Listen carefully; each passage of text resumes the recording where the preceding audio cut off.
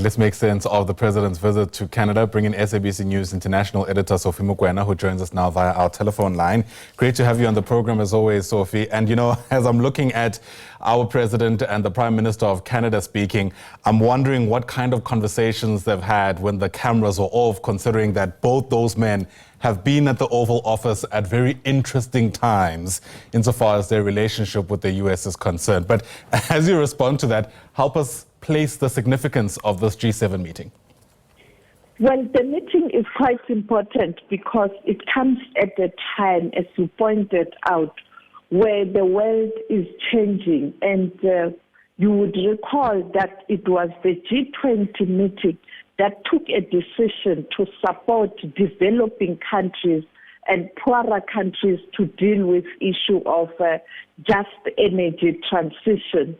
And the G7 member countries putting aside 100 or making a commitment of $100 billion US to assist poorer nations and developing nations to achieve this transition, but it should be a just transition.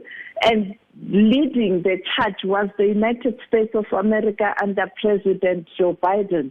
And now with President Trump, who has signed executive order pulling out of the Paris Agreement and drill, baby, drill, use of fossil fuel, it's going to be interesting to see how the G7 is going to navigate this. Much as these issues are on the agenda, we know America is taking a different position on these matters. Secondly, it comes at a time where the global peace is threatened by the situation in Ukraine, including the recent developments in the Middle East, the Palestine question, and now the war between Israel and also the Iran. So it comes at a very crucial time. Absolutely. And usually, you know, presidents take this opportunity to address a number of issues. Do we know if there are any other bilateral meetings lined up by President Ramaphosa on the margins of this particular gathering? Yes, there are meetings that are lined up where the president is going to meet his counterparts from different parts of the world. I think to note will be perhaps Germany, you know, with the new leader. But we are still waiting to see and to hear whether there's a possibility of President Ramaphosa speaking to President Donald Trump of the United States of America, who also arrived in Canada last night.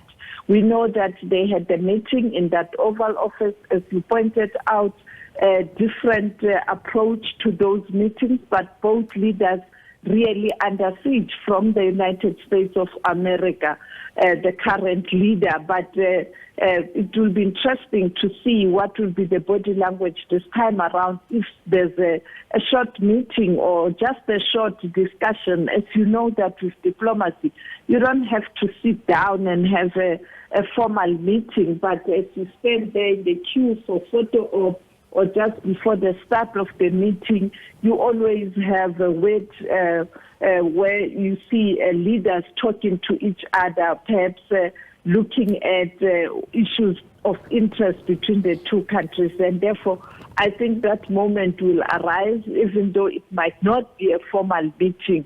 There will be a moment where the two leaders will greet each other, and perhaps they will whisper into each other's ears in terms of where to from here with the current tension, particularly in Iran, because, you know, South Africa has got strong relationship with Iran. You know, U.S. has got a strong relationship with Israel. And this perhaps a moment for those who are friends with these two countries to kind of talk about this and perhaps speak to these two countries to pull back, because this is really threatening the Middle East peace. Yeah, absolutely. The International Relations Department here at home also sending out an advisory for South Africans in Iran to register with the embassy there because they're worried there might be limited services in the case of an emergency. What other international reaction has there been, Sophie, to this latest round of fighting between these two countries?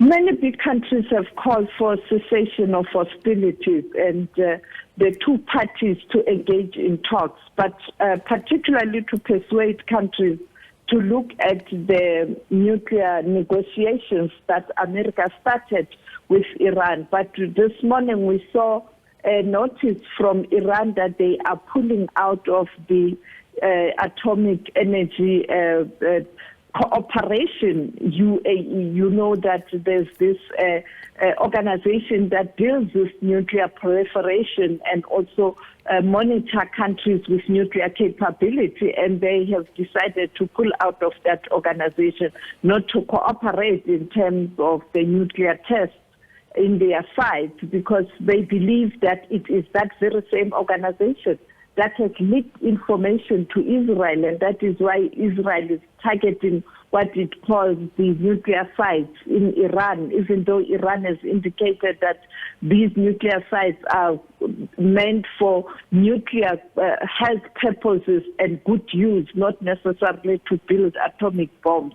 And therefore, I think that tension is going to escalate with this announcement now by Iran. And countries are calling on Iran to reconsider its stance.